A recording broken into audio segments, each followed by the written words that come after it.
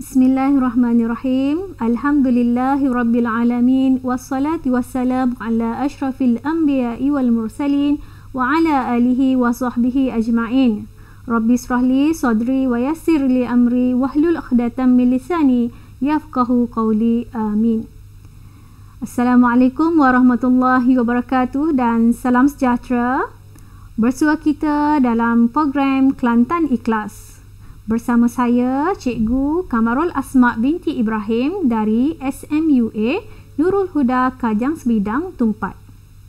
Baiklah murid-murid, hari ini kita akan teruskan dengan sesi pembelajaran Bab 2 Tingkatan 2 iaitu Sistem Pemerintahan dan Kegiatan Ekonomi Masyarakat Kerajaan Alam Melayu dalam subtopik yang kedua iaitu 2.2 Kegiatan ekonomi dalam bidang perdagangan dan hasil hutan serta perlombongan dan juga pembuatan.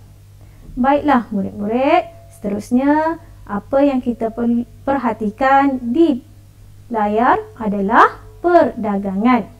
Tahukah murid-murid, perdagangan merupakan kegiatan ekonomi yang sangat penting kepada Kerajaan Alam Melayu.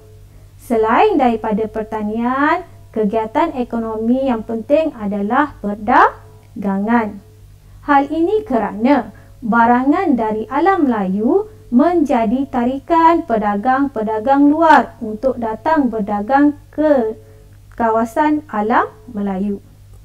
Selain itu juga, kedudukan alam Melayu yang strategik yang berada di tengah-tengah laluan perdagangan antara timur dan barat menarik perhatian pedagang-pedagang untuk berlabuh serta berdagang di kawasan alam Melayu. Selain itu juga, kemudahan yang terdapat di pelabuhan juga menarik pedagang-pedagang luar untuk datang berdagang ke negara alam Melayu. Antara kemudahan yang terdapat di pelabuhan kawasan alam Melayu adalah kemudahan gudang, pusat untuk menyimpan barang, kemudahan makanan dan minuman, membaiki kapal dan sebagainya. Oleh itu, ia membolehkan kerajaan alam Melayu berkembang menjadi semakin maju. Baiklah murid-murid, seterusnya kita lihat aktiviti perdagangan yang berlaku di Kerajaan Funan. Baiklah murid-murid, perhatikan di paparan di mana pelabuhan Kerajaan Funan adalah di Okyo, yang mana barangan yang didagangkan di pelabuhan Kerajaan Funan adalah damar, kapur barus, kayu cendana dan juga gaharu. Barang-barang ini didapati di Kerajaan Funan. Baiklah, seterusnya kita perhatikan perdagangan di Kerajaan Champa pula. Baiklah, cuba perhatikan di paparan di manakah terletaknya pelabuhan Kerajaan Champa. Pelabuhan Kerajaan Champa terletak di Turan, Kamran dan Sri Banoi serta di Maliti. Antara barang dagangan yang didagangkan di pelabuhan Kerajaan Champa ini adalah beras, semestinya padi yang ditanam, emas, perlombongan emas, perak, gading gajah dan juga gaharu. Tahukah murid-murid, kayu gaharu dibuat untuk apa? Adalah untuk minyak wangi. Seterusnya, kita lihat sistem perdagangan Kerajaan Angkor. Di manakah terletaknya pelabuhan Kerajaan Angkor? Lihat di paparan, Kerajaan Angkor pelabuhannya terletak di Yasadrapura. Yasodharapura, maafkan cikgu. Antara barangan yang didagangkan di pelabuhan Kerajaan Angkor ialah gaharu, buah pelaga, lilin lebah, minyak sayuran, damar dan juga gading gajah. Seterusnya, perhatikan paparan yang seterusnya, perdagangan yang berlaku di Kerajaan Sriwijaya. Pelabuhan yang terletak di Kerajaan Sriwijaya adalah di Palembang. Antara barangan yang didagangkan di Palembang adalah seperti damar, kapur barus, gaharu, madu, rotan, rempah, selain itu mutiara, juga terdapatnya rumpai laut, gading gajah dan juga sumbu badak. Tahukah murid-murid apa kegunaan barang-barang dagangan itu? Contohnya rotan. Seperti yang kita tahu, rotan kegunaannya adalah untuk membina kerusi dan sebagainya. Seterusnya kita lihat perdagangan yang berlaku dalam Kerajaan Majapahit pula. Di manakah terletaknya pelabuhan dalam Kerajaan Majapahit?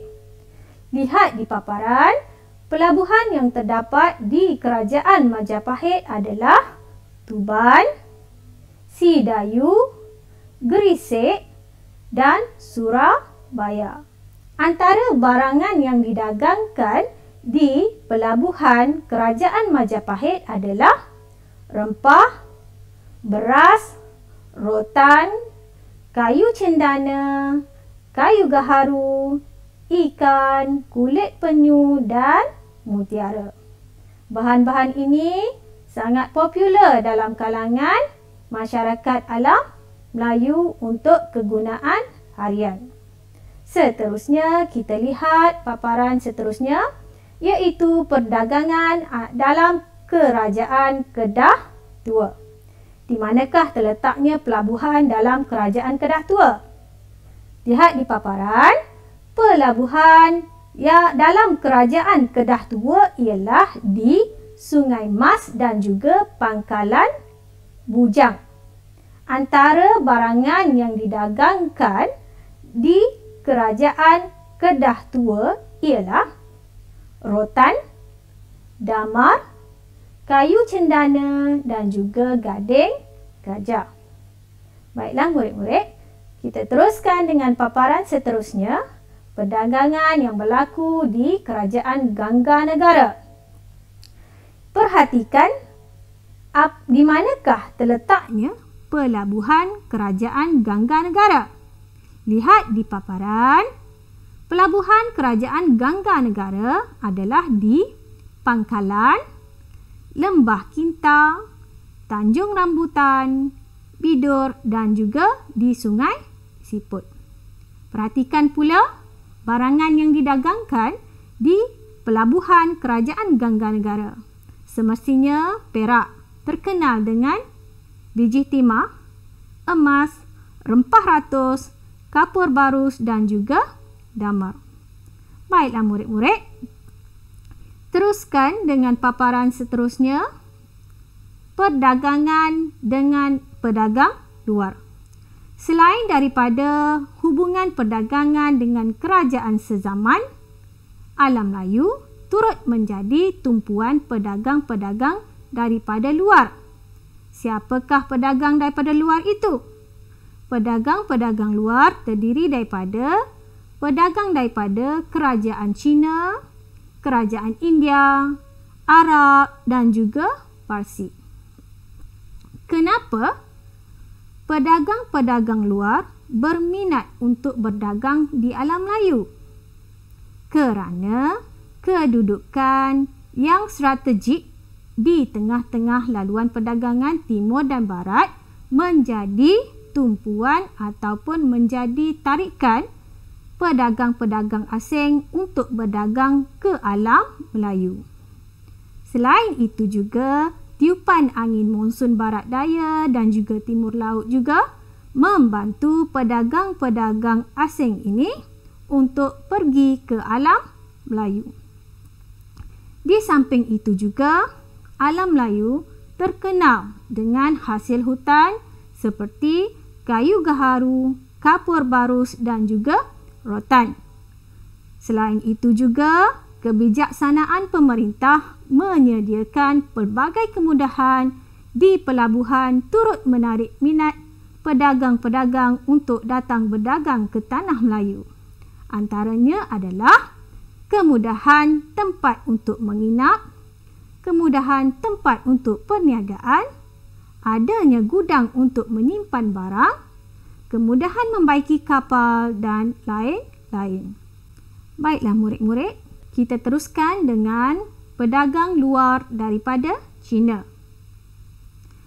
Pedagang luar daripada China membawa barang dagangan daripada negara mereka seperti sutera, tembikar, pinggan mangkuk, payung, gula dan juga gendang. Sebagai pulangan, mereka berminat untuk mendapatkan barangan bernilai dalam perubatan dari alam Melayu. Antaranya ialah kapur barus dan juga kayu gaharu serta sarang burung layang-layang. Kaum Cina amat menggemari sarang burung layang-layang untuk dijadikan sebagai makanan kesihatan. Baiklah, seterusnya kita lihat pedagang luar daripada India. Pedagang daripada India membawa kain kapas, tembikar, batu berharga seperti akik dan juga kemelian untuk dijual kepada penduduk tempatan. Sebagai pulangannya, mereka datang untuk mendapatkan kain sutera yang dibawa oleh pedagang dari China dan juga rempah ratus serta kayu gaharu dan kapur barus dari alam Melayu. Seperti yang kita tahu, pedagang daripada India sangat sukakan rempah kerana makanan tradisi masyarakat mereka adalah kari, makanan kegemaran, maafkan saya, makanan kegemaran masyarakat kaum India adalah kari. Sebab itulah kita banyak melihat unsur-unsur kari adalah datang daripada India. Baiklah, seterusnya kita lihat kepada pedagang dari Arab dan juga Parsi. Baiklah murid-murid, pedagang dari Arab dan juga Parsi membawa pelbagai jenis tembikar dan juga minyak wangi. Selain itu, mereka membawa barangan kaca dan manik. Sebagai pulangan, mereka datang ke tanah Melayu, ke alam Melayu adalah untuk mendapatkan rempah dan juga kayu wangi untuk didagang semula ke tanah Arab dan juga Rom. Barang-barang yang dibawa daripada alam Melayu ini dijadikan minyak wangi. Baiklah murid-murid, mereka mahukan barangan dari alam Melayu seperti rempah ratus, kayu gaharu yang digunakan sebagai pewangi dan perubatan dan juga lain-lain. Baiklah, seterusnya kita lihat paparan. Nilai yang kita dapat dalam aktiviti perdagangan adalah aktiviti perdagangan di alam Melayu telah membantu membangunkan pelabuhan dan memajukan pembuatan kapal. Kita lihat tumpuan pedagang-pedagang datang berdagang ke alam Melayu menyebabkan pelabuhan menjadi semakin berkembang dan juga rakyat menjadi semakin mahir untuk membuat kapal dan menguasai ilmu dalam pelayaran. Baiklah murid-murid, kita teruskan dengan slide seterusnya, iaitu kegiatan mencari hasil hutan dan juga laut. Murid-murid, pada peringkat awal, hasil hutan dan laut dijalankan untuk kegunaan sendiri sahaja. Tetapi apabila berlakunya lebihan yang dihasilkan, yang diambil daripada hutan, keperluan masyarakat itu diperdagangkan di kawasan pertempatan. apabila berlakunya urusan jual beli di kawasan pertempatan menjadi semakin berkembang, seterusnya kawasan tersebut menjadi pusat perdagangan. Baiklah, kita lihat paparan seterusnya. Baiklah murid-murid, kita lihat contoh hasil hutan yang terdapat di alam Melayu. Antara hasil hutan yang terdapat di alam Melayu adalah gaharu. Gaharu dijadikan sebagai bahan pewangi dan juga perubatan. Di manakah banyaknya terdapat kayu gaharu ini? Kayu gaharu banyak terdapat di Sungai Mekong, Tanah Melayu dan juga Sumatera. Selain daripada kayu gaharu, Tanah Melayu, alam Melayu juga mempunyai sarang burung layang-layang. Tujuannya adalah dijadikan sebagai makanan kesihatan dan juga untuk perubatan. Sarang burung layang-layang banyak terdapat di Pulau Borneo. Baiklah murid-murid, selain daripada gaharu dan juga sarang burung layang-layang, terdapat juga rotan. Rotan dijadikan sebagai bahan binaan dan juga barang kraft tangan. Di manakah terdapatnya rotan? Di alam Melayu. Baiklah murid-murid, seterusnya kapur barus juga dijadikan sebagai pewangi. Terdapat di Sumatera dan juga di Borneo. Seterusnya kita lihat hasil laut pula. Contoh hasil laut yang terdapat di alam Melayu ialah gamat. Gamat dijadikan sebagai makanan dan juga digunakan dalam sektor perubatan. Selain daripada gamat, terdapat juga rumpai laut. Rumpai laut ini dijadikan sebagai makanan. Seterusnya, selain daripada gamat dan juga rumpai laut, terdapat juga mutiara. Mutiara semestinya ia dijadikan sebagai barang perhiasan. Ia terdapat di Selat Melaka dan juga di Laut Sulu. Seterusnya kita lihat perlombongan pula. Apakah itu perlombongan? Negara kita, alam Melayu, terkenal dengan perlombongan. Cuba lihat di paparan. Pada peringkat awal, perlombongan dijalankan secara mendulang kecil-kecilan. Kemudian, kegiatan ini menjadi semakin berkembang. Antara kegiatan melombong adalah melombong emas, perak dan juga biji besi. Di manakah kawasan perlombongan itu dilakukan? Kawasan perlombongan di alam Melayu adalah terletak di Champa, iaitu di Pergunungan Hui, yang mana perlombongan emas berlaku. Selain itu, di Indrapura dan juga kawasan antara Amaravati dan juga Vijaya adalah melakukan aktiviti melombong perak. Seterusnya, Kerajaan Angkor di Pergunungan Phnom Dek, di mana berlaku kegiatan melombong biji besi. Seterusnya, pembuatan. Pembuatan ialah kegiatan membuat barang harian dan mewah seperti perhiasan, emas, cuka kelapa, pembuatan garam dan juga pembuatan tembikar. Ini menunjukkan masyarakat alam Melayu sangat kreatif. Mereka bijak menggunakan hasil yang terdapat di alam Melayu untuk dijadikan sebagai barang kegunaan harian. Contoh barang hasil dari kegiatan pembuatan ialah di Kerajaan Funan dan Angkor. Mereka menghasilkan barang perhiasan daripada biji besi dan juga emas. Manakala di Champa, rakyatnya bijak. Bagaimana mereka menghasilkan barangan daripada Barangan menghasilkan barangan tembikar dan juga cuka kelapa. Manakala masyarakat kerajaan Majapahit pula membuat dan mengusahakan pembuatan garam, pembungkusan daging kerbau dan juga membuat mi daripada beras. Sikap kreatif ini sangat diperlukan untuk menjamin kelangsungan hidup. Baiklah murid-murid, seterusnya kita lihat apakah nilai yang diperolehi dari aktiviti pembelajaran kita pada hari ini.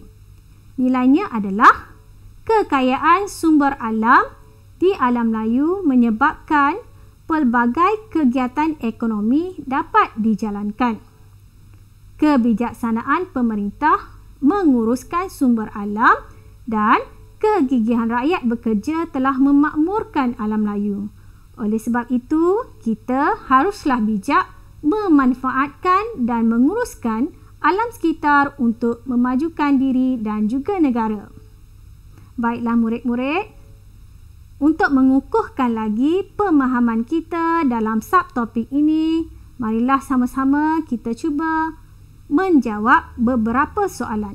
Baiklah, latihan yang pertama ialah soalan yang pertama. Pedagang luar yang berdagang dengan alam Melayu seperti China, India, Arab dan Parsi. Apakah barangan dagangan yang diperlukan pedagang tersebut? Adakah A jawapannya?